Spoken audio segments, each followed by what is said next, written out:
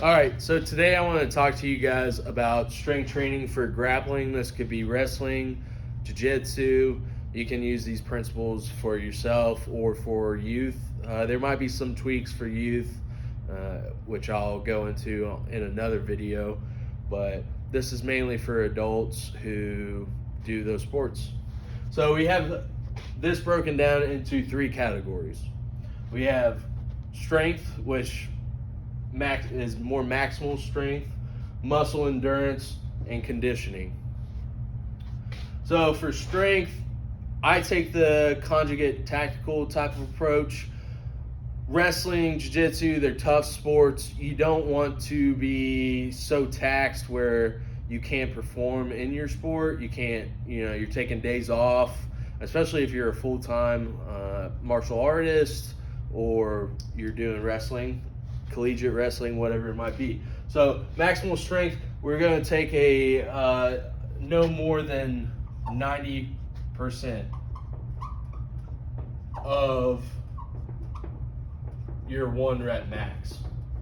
So you might max out, you might know where your max is. You want to keep it in the threshold of 90 or below. So usually 75% to 90%, which is anywhere from a 5 rep max to a 3 rep max. This way you're recovering properly. Strength, you want to be strong, but it's not entirely the main focus of your sport or the main energy systems that you're going to be using. However, we still want to make sure we're training heavy-ish and getting activating those muscle fibers and getting bigger or stronger. So threshold 75 to 90%. You can do this either by maxing out, or you can do a 5x5 scheme. However you may do it, you just want to keep in that threshold. Next, we're going to go into muscle endurance. This is what I like to think about as your accessories after your main movement. So let's say you do a 5x5 of back squat or front squats one day. Next, you're going to move, after that exercise, you're going to move into your accessories, which is where we're going to work on muscle endurance. A couple different strategy.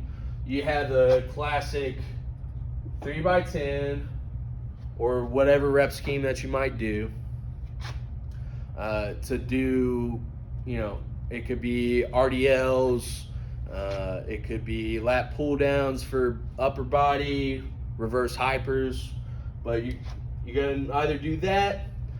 But what's going to be really beneficial for you grapplers is timed sets. So you might do sets of 1 minute rounds 3 times instead of the 3x10. And if you're doing something like kettlebell swings, that's not easy. That's a tough thing to do. Or you can even get more sport specific and do, if you're a wrestler, you can take shots for a minute. If you're a boxer, you can do heavy bag for 1 minute. But you're working on that muscle endurance that you're going to need to outperform your opponent during whatever match, whatever competition that you're doing.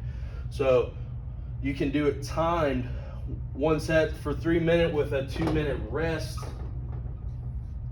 in between. So you are maximizing those 1 minute rounds. You have to go all out for that 1 minute for you to get the most results, the best results that you can. So you can do 2 minute rests in between to give yourself a little bit of a break, recover, drink some water, then hit the next round hard. You can do short bursts. So maybe you're doing 10 sets of 30 seconds.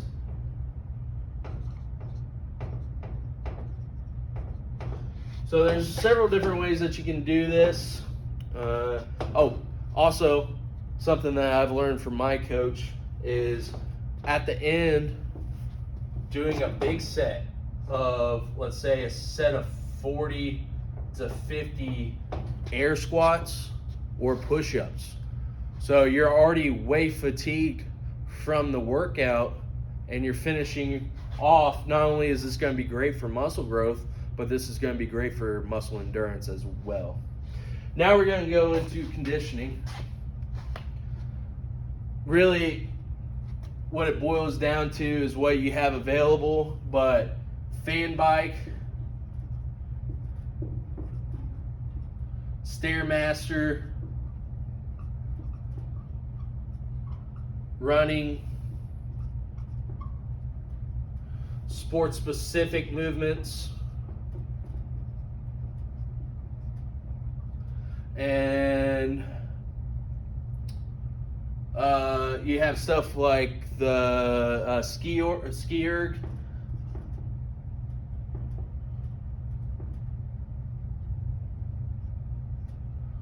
erg, and Versa Climber. Do this. You can do your standard 5x5. You can have your 5 rep max and your 3 rep max. But whatever you choose, you're staying within 90%, no higher than 90% of your 1 rep max. So you're keeping yourself from not being prepared for competition, especially if you're in season. Let's say you're a wrestler, collegiate or high school.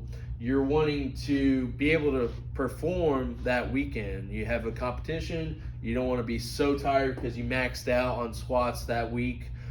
So we're taking more of, if you're familiar with conjugate tactical, we're kind of taking that approach. Let's keep it from getting so high that you can't compete.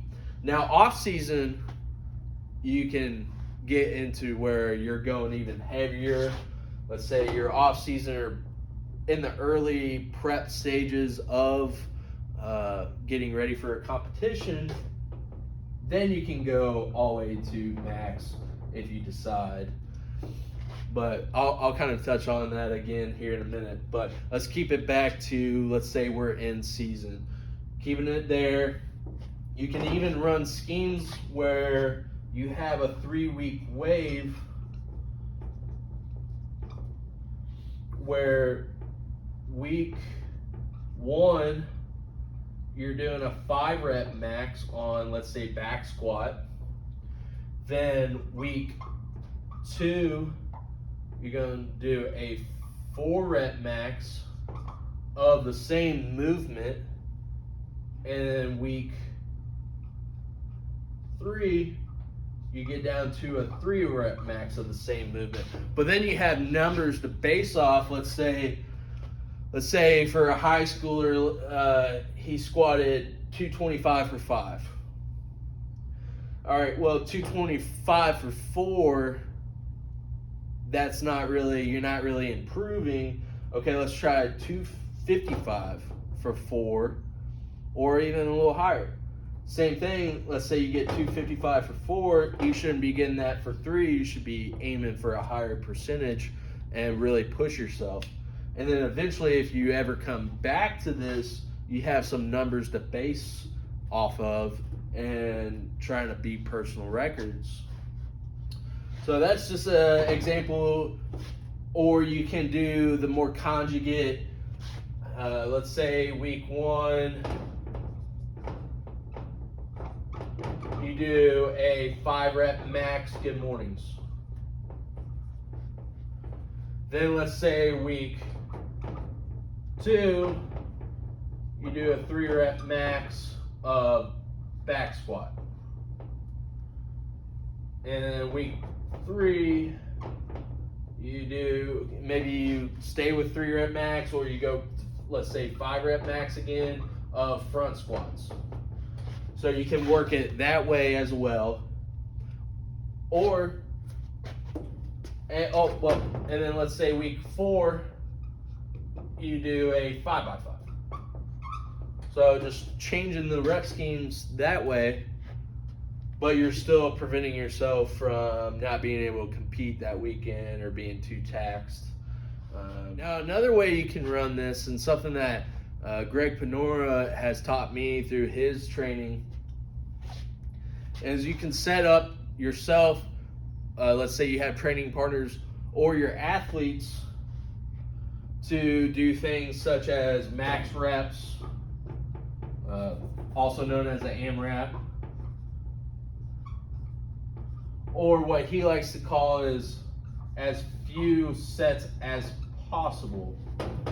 That way, no matter where the strength levels are for your athletes, you can get some competition going. So, 75%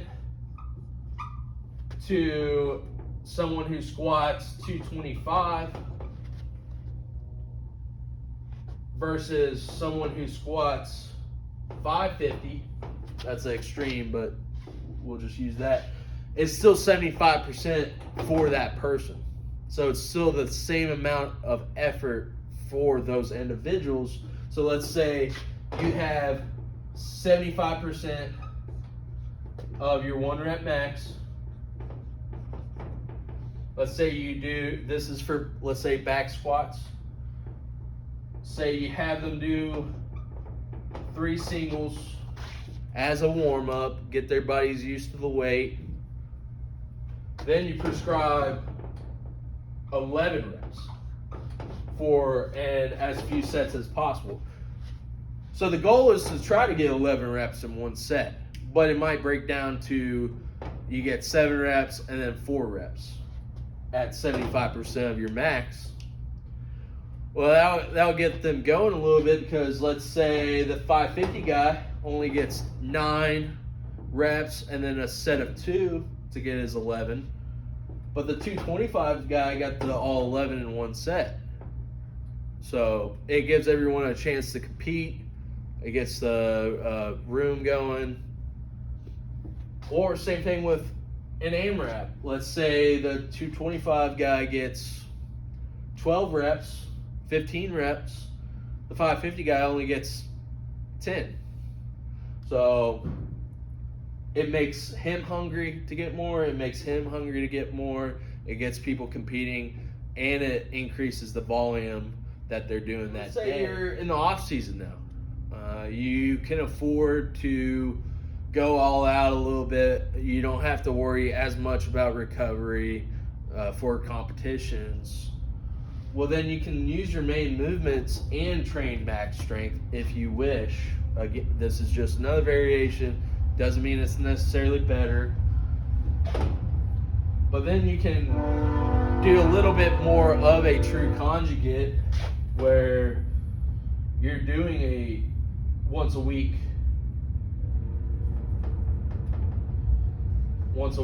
a max day and a more higher volume day. Let's say week 1, day 1, you're doing a 1 rep max of back squat. And on then day 2 of that week, you're doing a 5x5 at 75% of your back squat. So you can break it down that way. And then maybe week 2, or let's change that. Week 1, you're doing a 3 rep max. Week 2, same structure, but day 1, you're doing a 1 rep max, or 2 rep max, Then week 3, you're doing a 1 rep max, and then you're cycling through those exercises. So you're keeping the same back squat for the 3 rep, the 2 rep, the 1 rep. Then either whether you deload or you just come back, then the next week will be back to 3 rep max of, let's say, front squats. So then you'll do front squats for another 3-week wave, and you're keeping your 5x5 the same on the second day. All right, now we're going to talk about secondary movement. This is going to follow your main movement and be before your accessories and your conditioning work. So secondary movements usually the same as your main movements, sometimes not, but let's say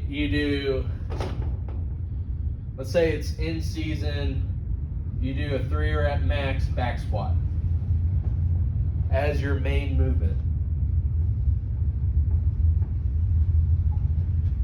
Well, your secondary movement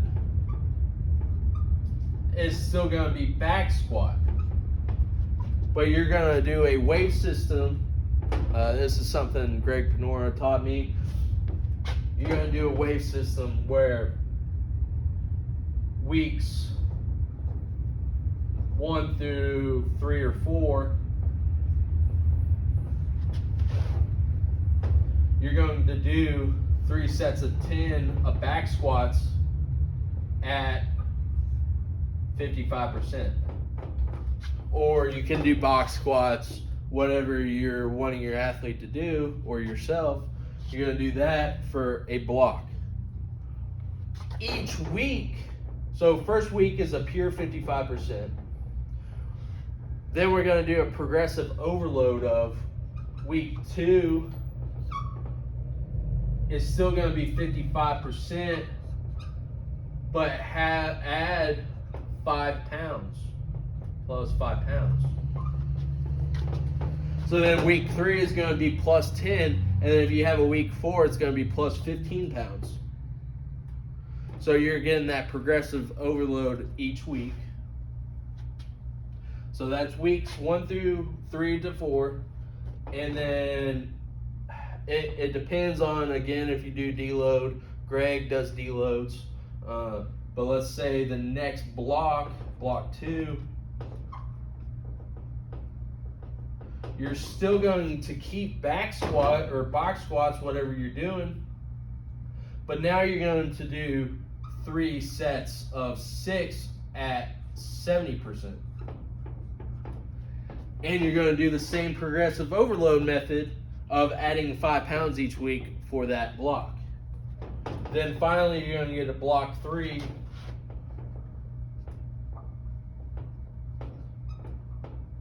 where you're going to do back squat or box squat, whatever you want, for 3 sets of 3 at 80%.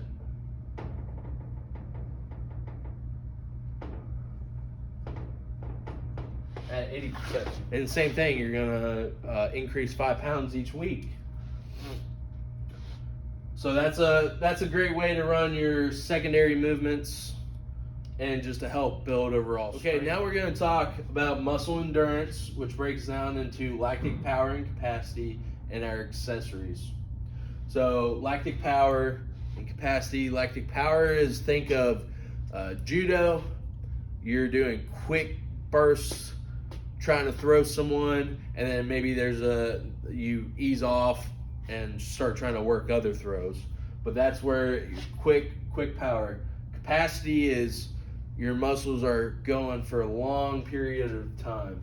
So for lactic power, we're going to talk about 20 to 40 seconds of max reps. As many reps as you can get in that time period. Then you're going to take a minute or 2 of rest, and you're going to do that 3 times. That's called a series.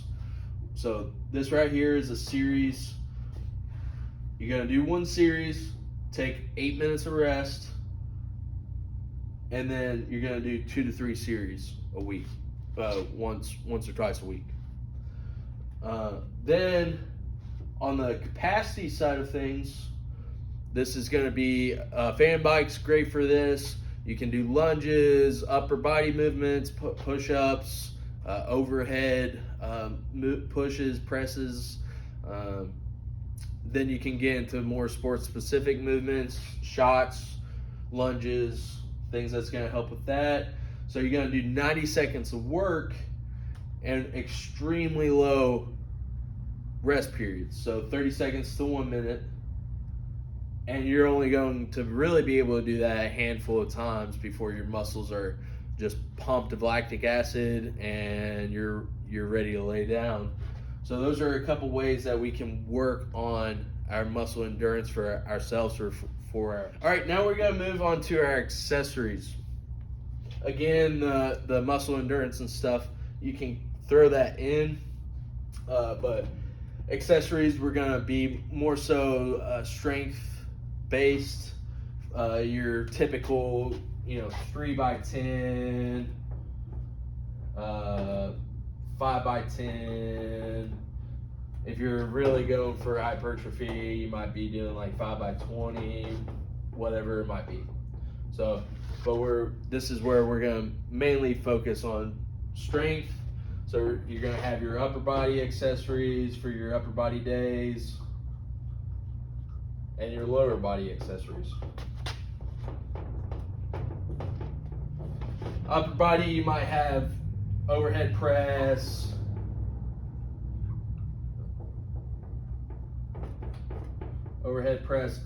curls, just your typical single joint movements that you're going to be working on that day. It can really be whatever. Lower body might be reverse hyper, RDLs, lunges. All right, so I named a few machines that you can use or exercises that you can use for conditioning for grappling. But now we'll break it down a little more. So we have our conditioning and energy systems. The type of conditioning that you do affects your body in different ways. So we have cardiac power and cardiac output. Output is what you would think endurance, so long distance running and working on more slow twitch fibers.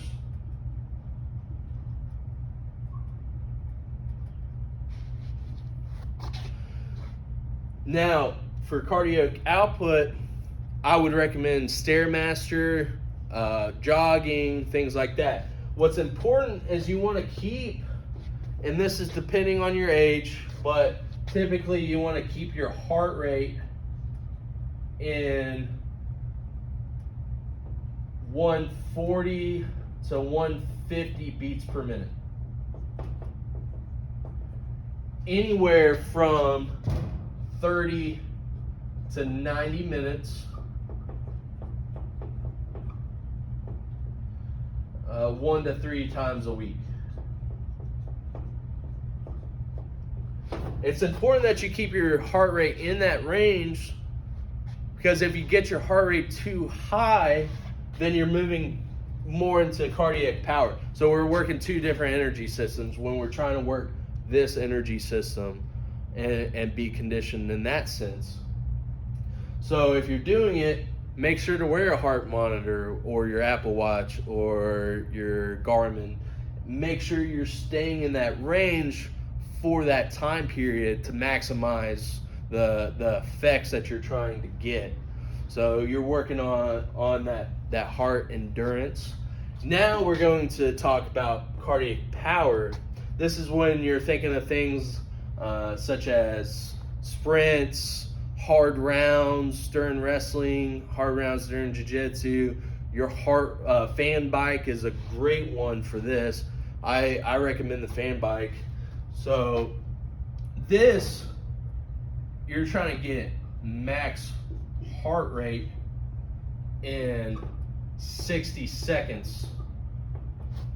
You're going all out, whether it's drilling, fan bike, whatever, for 60 seconds.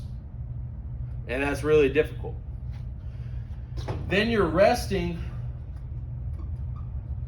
until your heart rate goes back down to anywhere from 120 to 130 beats per minute. Again, this is kind of averages, age affects these ranges, but this is what's recommended. Usually it's going to be a couple minutes for your heart rate to get back down to that level. Then you're going to do these 60-second rounds anywhere from 4 to 12 times, 1 to 3 times a week. This is going to be the most beneficial for your competitions, your wrestling tournaments, whatever it might be. But you still have to train both. If you train both, overall your cardiovascular health and what you're able to do on the mats is going to be better.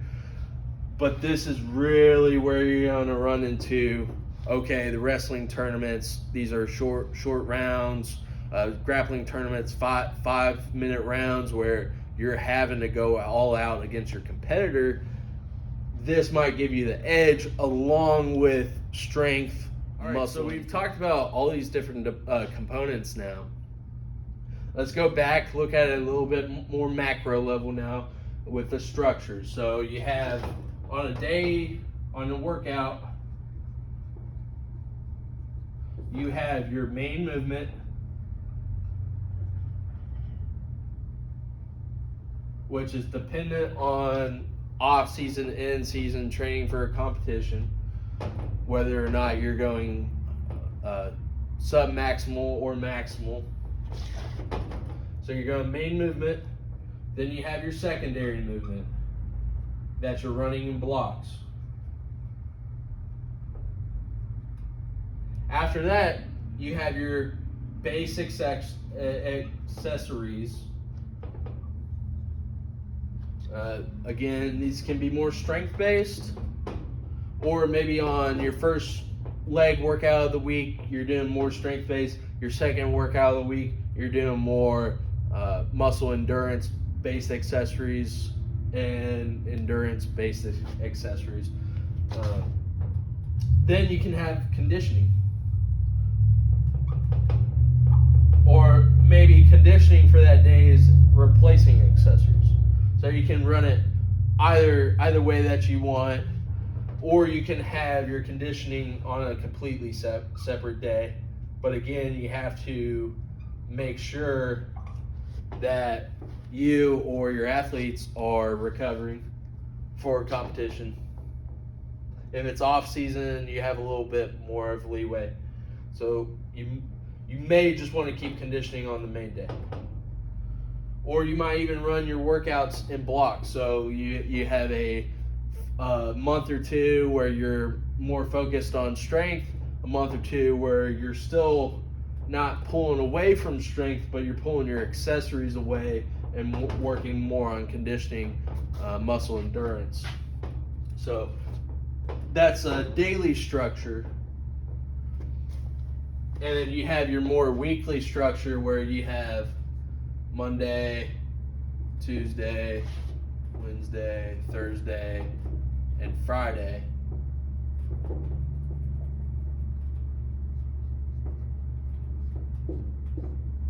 Where, okay, Monday, you're going to do lower and heavier.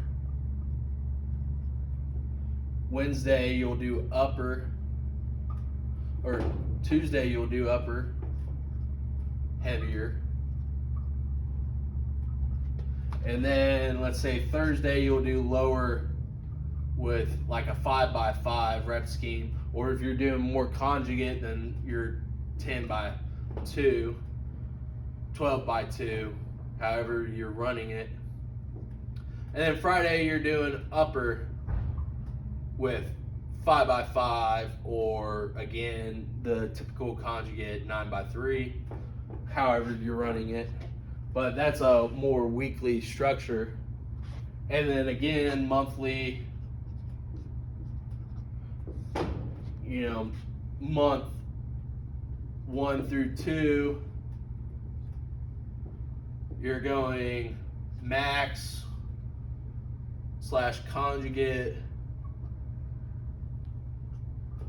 more accessories. Then month 3 through 4, you are doing more AMRAPs,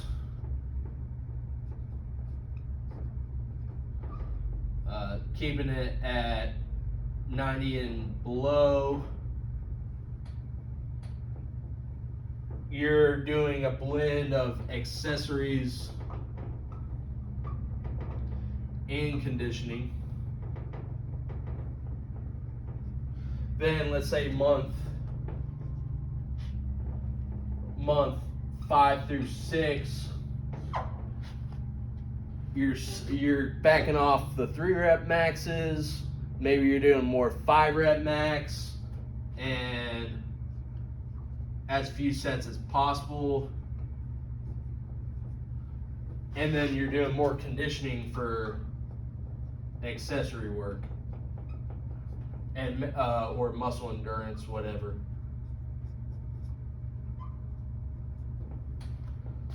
So this is more of a macro level of how you can think about your own workouts or your athlete's workouts.